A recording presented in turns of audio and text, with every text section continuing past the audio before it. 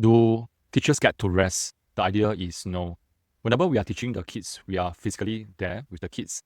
When the last kid left the classroom, our mind is actually moving forward and thinking of what to do next in the next lesson, processing what happened in the class, probably also looking at how else to help a particular child. So as teachers, I don't think we get to rest. Especially this is PSLE month, and as a tutor who specializes in teaching P6 math strategies, my main cohort comes from the P6 classes. On top of teaching them math, I realized that many kids struggle with coping with exams and staying calm. And this is the reason why I do PSLE visualization with them. And that takes time outside of the class hours.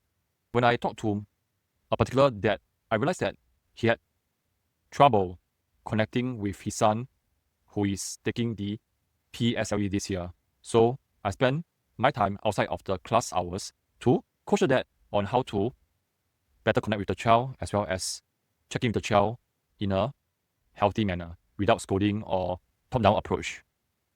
Later, when I talk to more parents, like mommy, who has trouble trying to connect with her own son, and her son was not organized and not very motivated, I spent another portion of my time outside class to coach her on how to stay calm, how to better talk to her son, being aware that her son is also a teenage boy now, and there are other ways to communicate while preserving that relationship with the son.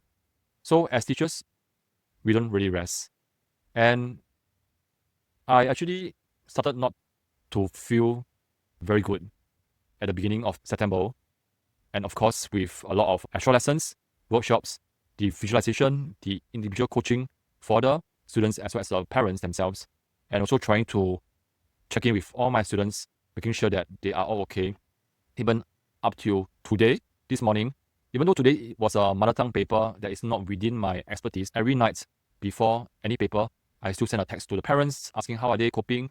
I still send a text to the children asking how are they coping as well. Yeah. So in fact, it took toll on me, and then I actually had vertigo attacks this month, and it was no joke. And I felt like I'm going to be dead. Yeah, metaphorically. Yeah. So thank goodness I'm okay now and being able to do this sharing. And when I look back, I also realized that I have to support my tutor coaching clients who are coaching and teaching their own kids, and they were stressed as well. So being a person with high empathy, did notice that I took on a lot of negative energy, the tiredness from all my clients, from small children all the way to adults. And I didn't process them, and I didn't also release them. I felt sick 3 times, almost collapsed 3 times, and I got admitted to A&E in a hospital. And the last attack was yesterday, and I realized that as teachers, we don't get to rest. And when a child comes to you and say, teacher, can you help me with this? It's very hard to say no. Likewise, even it's a tutor coaching client who came to me asking or sharing with me that he or she felt tired and needed a listening ear. I still need to be there for my clients. So I realized that if I can turn back time, would I have done the same? Probably yes, but I will have also made sure that while I put my clients as my top priority, I also want to make sure that me, myself, is also on the same path as my clients. Making sure that I'm healthy, making sure that I release the negative energy, and having a lot of positive vibes to give out. As the saying goes, we can't pour out of an empty cup. And which is why I think this video is very much to share with you that we really need to care for ourselves. As teachers, when we look at the kids, we are there to help them. When they can't do something, we are there to help them. When they fail their exams, we are there to help them. When they collapse, we are here to help them.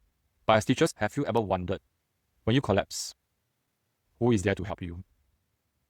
I'm so grateful that my wife, my family, my children, my mom, they are all there to help me. And even for myself, I'm so glad that all my parents, my students' parents, all of them are so caring and kind. And when I wanted to do some adjustment to the lessons, and when I tested the parents, I was so scared that some of them may have different opinions. But to my surprise, when they replied me with the text. First sentence always goes like this: John, take care of yourself. We understand. So teachers, tutors, if you are still teaching and you don't have any rest days, feeling fatigue, highly stressed, please take care of yourself so that you can take care of the students.